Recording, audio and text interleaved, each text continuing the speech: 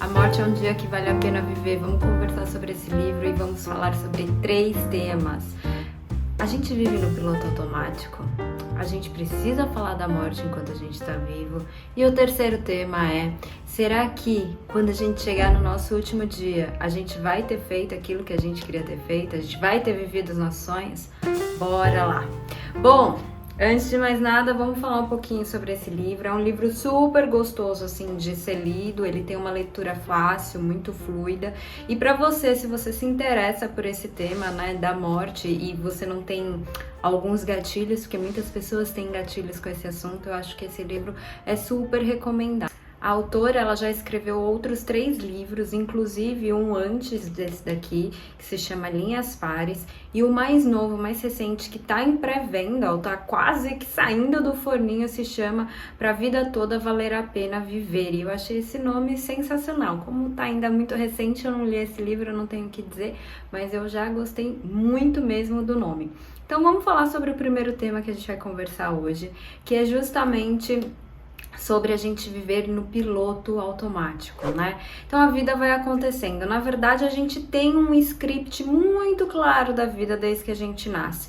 Esse script ele muda um pouquinho de geração para geração, isso é interessante dizer. Mas na sua base é mais ou menos aquilo que a gente aprendeu em ciências. Nem foi em biologia no ensino médio, né? Foi em ciências, lá no terceiro ano, né, da escola. Que a gente nasce, a gente cresce, se reproduz, envelhece e morre. Então a gente tem um script muito claro, biologicamente falando. E no meio do caminho, na parte sociológica, a gente foi incluindo algumas outras coisas. Então isso vai depender muito das influências que você teve na sua família, da sociedade em que você nasceu. Então algumas famílias querem que as meninas casem cedo, outras famílias querem que as meninas se tornem grandes CEOs, talvez. Outras famílias já preferem que os homens se tornem grandes CEOs e as meninas tenham algum emprego, um emprego que é meio tempo, né, que não é um tempo, que não trabalha período integral, para poder cuidar melhor da casa. Enfim, a gente vai recebendo todas essas influências e na maioria das vezes a gente não questiona. E esse é o grande problema. O problema não é a escolha que você vai fazer, né? Não é você escolher ou não escolher ter filhos, escolher ou não escolher ser dona de casa. Não é esse o problema. O problema é justamente você não ter acesso às informações, aos conhecimentos necessários para que essa decisão ela de fato seja tomada. Porque quando a gente está no piloto automático, essa decisão ela não é tomada. Ela foi tomada muito antes da gente nascer, né? Se a gente pensar, inclusive, no inconsciente coletivo a partir da visão de Jung do tema, a gente não tem escolha. O inconsciente coletivo, de acordo com Jung, é um pedacinho do nosso cérebro em que a gente não tem acesso, ele tá inconsciente e ele vem já de herança com a gente, né? A gente vai recebendo isso das gerações passadas e vai recebendo do nosso exterior de uma forma em que a gente nem percebe. Muita coisa acontece ao nosso redor que nossos olhos estão vendo, os nossos ouvidos estão escutando, mas a gente não cria consciência justamente porque o cérebro ele vai separando, vai falando, isso aqui você tem que dar importância, esse aqui não tem, mas vai ficando marcado lá. E quando a gente não se abre, não se propõe a estudar determinadas coisas, aprender sobre determinadas coisas, a gente acha que tá super no livre-arbítrio, que a gente tá super tomando as nossas decisões e quando vai ver, no final das contas, a gente só tá copiando o script que não era nosso. E aí eu já vou até emendar, né, com o nosso segundo tópico, que é justamente a gente falar sobre a nossa morte. A gente não pensa sobre a morte ao longo da vida, é muito difícil as pessoas fazerem isso. O Brasil, então, tem uma cultura que não gosta muito de retratar esse assunto. Eu acho interessante, vou até trazer uma questão pessoal aqui, que eu tenho metade da minha família é do Japão, é descendente de japoneses, e eu, inclusive, Meus avós vieram de lá, então assim, tem a geração do meu pai, depois já é a minha, então é uma geração muito próxima.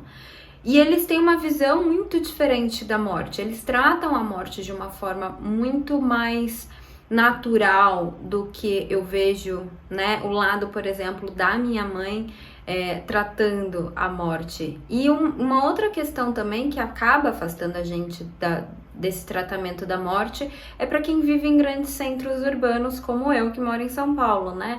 Que quando a gente mora num lugar em que a gente está mais em contato com a natureza, essa questão da morte ela acaba sendo mais natural, como ela é, né? A gente vê a planta que nasce e morre, a gente vê os animais também, né? Que nascem, crescem, se reproduzem e morrem. E já na cidade grande a gente não tem acesso a isso, ou não tem um acesso tão fácil a isso. Então, eu acho que essas duas questões, elas pesam bastante. E a gente precisa pensar sobre a morte durante a vida. E não de uma forma carpe diem. Nossa, então eu vou morrer. Um carpe diem errado, né? Diga-se de passagem. Mas, nossa, então eu vou morrer, então eu vou fazer tudo que eu quero fazer, porque já que eu vou morrer, vou gastar todo o dinheiro que eu tenho, só se vive uma vez e não sei o que, não sei o que lá. Isso é justificativa para ser irresponsável. E a gente não tá falando disso. A gente tá falando de pensar sobre a morte, de entender que ela vai chegar.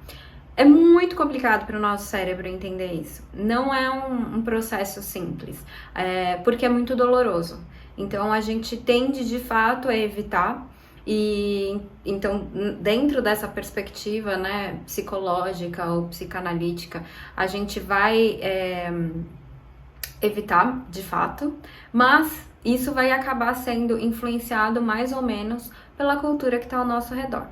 Então, eu quero te fazer uma pergunta. Como é que você tem refletido sobre a sua morte, sobre a sua finitude? A gente, no fundo, bem no fundo da gente, a gente acha que não vai acontecer com a gente. E é por isso que a gente tenta evitar. Mas vai. Vai, pelo menos por enquanto, a gente ainda não atingiu a imortalidade, então vai. E aí o terceiro passo, o terceiro tópico que eu quero conversar com você é justamente sobre o nosso dia, né, em que a gente morrer. E como é que você espera que seja esse dia? No sentido de que se você passar por um processo de um leito de morte, como a autora trata aqui no livro sobre cuidados paliativos e de como as pessoas elas iam lidando com a morte de forma gradual, né? Elas não morriam, por exemplo, num acidente que acontece muito rápido e você não tem tempo para pensar, mas dentro do livro a autora, inclusive, ela é médica paliativa, então ela cuida das pessoas quando elas estão, quando a medicina já não tem mais o que fazer, né? Elas estão esperando o momento delas chegarem, delas partirem. Se por acaso isso acontecer com você, o que você não quer sentir lá na frente, né? E aí eu até trago uma pesquisa feita por uma enfermeira australiana, em que ela fala que o maior medo, né, o maior arrependimento que as pessoas têm é justamente não ter vivido o sonho delas, não ter feito aquilo que elas queriam fazer porque elas tinham medo do julgamento, enfim, do que as pessoas iam dizer, delas errarem, delas não conseguirem. Enfim, né? A gente encontra muitas justificativas para isso. Então, eu, inclusive, agora também trazendo uma questão particular, acho que esse é um dos meus grandes medos, é eu chegar lá e olhar para trás e pensar, poxa, eu perdi uma vida inteira e eu não fiz aquilo que eu queria fazer, porque por medo do que as pessoas iam me dizer.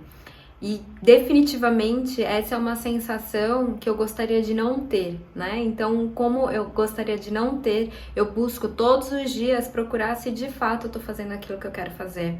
E é importante dizer que para eu saber e para você saber se você tá fazendo aquilo que você de fato quer fazer, a gente precisa passar por um processo de autocognição, não tem jeito.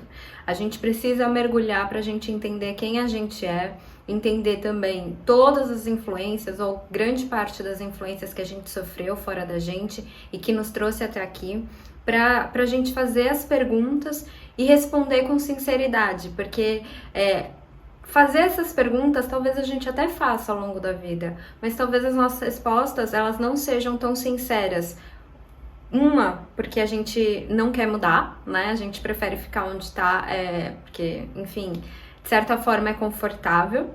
E segundo lugar, por um auto-engano mesmo, né? Não é nem pensando em não mudar, nem pensando em que eu quero ficar aqui, mas é achando que aquilo é o que é pra mim e, enfim, sem mergulhar mais fundo. São pouquíssimas pessoas que fazem um processo de autoconhecimento e um processo de estudo também do que tá acontecendo ao redor, do que já aconteceu ao redor, e que eu acho que traz essa oportunidade de questionar de uma forma muito profunda e de uma forma sincera se a gente tá vivendo o que a gente tá vivendo. E é óbvio, né? Eu tô aí nesse processo de autocognição e também tenho todos as possibilidades de criar um auto-engano, e com certeza eu já criei várias e com certeza eu ainda irei criar outras, mas quanto mais a gente vai se trabalhando, maior a possibilidade da gente de fato chegar lá no nosso último dia e pensar, poxa, eu vivi a vida que eu queria ter vivido. Bom, é isso. Se você gosta do tema, né? Se você quer pensar sobre o tema, se você acha interessante e importante refletir sobre a morte, eu super recomendo esse livro. Esse livro não é para você se caso você tenha algum tipo de gatilho, se você viveu uma situação num momento muito próximo da sua vida em que alguém próximo de você morreu e você está sensibilizada por isso. A gente está ainda, né, no mundo pandêmico e que a morte está muito evidente e pode então disparar determinados gatilhos. Aí eu acho que esse não é o melhor momento para você ler. Eu espero que você tenha gostado. Comenta aqui, se inscreve no canal, eu vou adorar conversar com você. Muito, muito, muito obrigada pela sua atenção. A gente se vê no próximo vídeo. Até mais. Grande beijo. Tchau, tchau.